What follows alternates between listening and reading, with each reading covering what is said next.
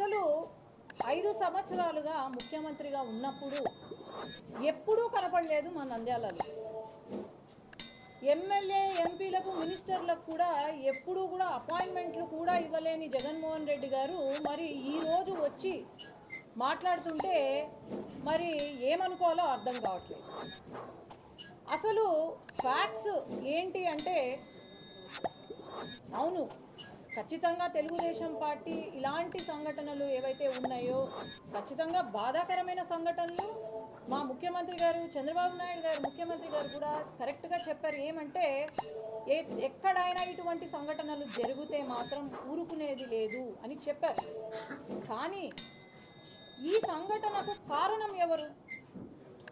గత 5 సంవత్సరాలుగా ఈ ఎవరైతే ఉన్నారో ఇద్దరు గ్రూప్స్ ఏవైతే ఉన్నాయో, మరి నిన్న శిల్పా చక్రపాణి రెడ్డి గారు ప్రెస్ మీట్ పెట్టారు. మరి ఇక్కడ ఈయనే కదా, ఎవరున్నారా ఆయన పక్కన?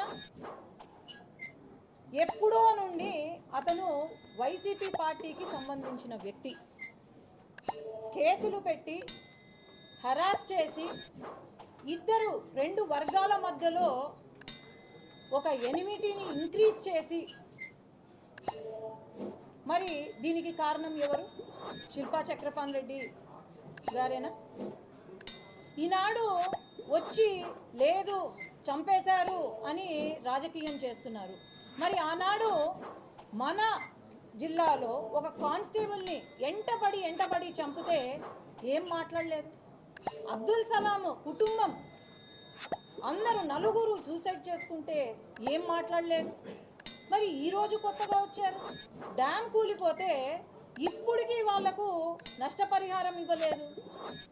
మరి ఆనాడు లేనిది ఈరోజు లా అండ్ ఆర్డర్ గురించి మాట్లాడుతున్నారంటే, సొంత చిన్నాన్నను చంపితే చెల్లెళ్ళు అన్నా న్యాయం చేయండి అని గత 5 సంవత్సరాల నుండి అడుగుతూ ఉంటే న్యాయం చేయలేని ఆనాటి ముఖ్యమంత్రి జగన్మోహన్ రెడ్డి గారు మరి ఈరోజు లా అండ్ ఆర్డర్ గురించి మాట్లాడుతుంటే మరి ఏమనుకోవాలి?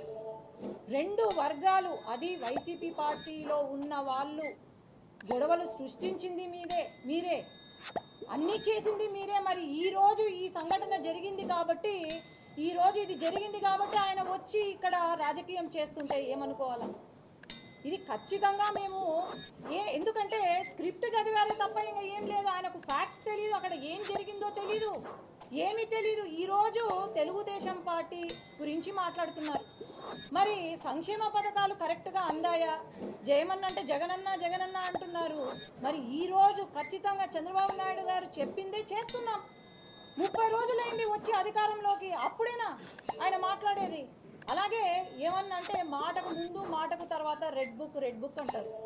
ఇంకా లోకేష్ అన్న రెడ్ బుక్ రాసుకున్నారే తప్ప రెడ్ బుక్ తెరవలేదు. మరి తెరిచిన తర్వాత వీళ్ళది ఏంటి, వీళ్ళ సంగతి ఏందో నాకు అర్థం కావడం లేదు. అనవసరంగా నోరు జారద్దండి. అనవసరంగా వచ్చి ఇలాంటి రాజకీయాలు చేస్తే మాత్రం ఎవ్వరూ కూడా సహించరు. ఇప్పుడు వరకు ప్రతిపక్ష హోదా కూడా లేదు. మీరు ఇలాంటి నాటకాలు, ఇలాంటి డ్రామాలు చేస్తే మాత్రం ప్రతిపక్ష హోదా కాదు కదా, మీకు పొలిటికల్ పార్టీ కూడా లేకుండా పోతుంది. నా సజెషన్ యాజ్ ఎ డాక్టర్, మీరు అక్కడ ఏదో లండన్లో ట్రీట్మెంట్ తీసుకుంటున్నారంట, దయచేసి లండన్లోనే వైఎస్ఆర్సీపీ లండన్ పార్టీ అని పెట్టుకొని మీరు రాజకీయం చేస్తే బాగుపడతారేమో అని నేను అనుకుంటున్నాను. ధన్యవాదాలు.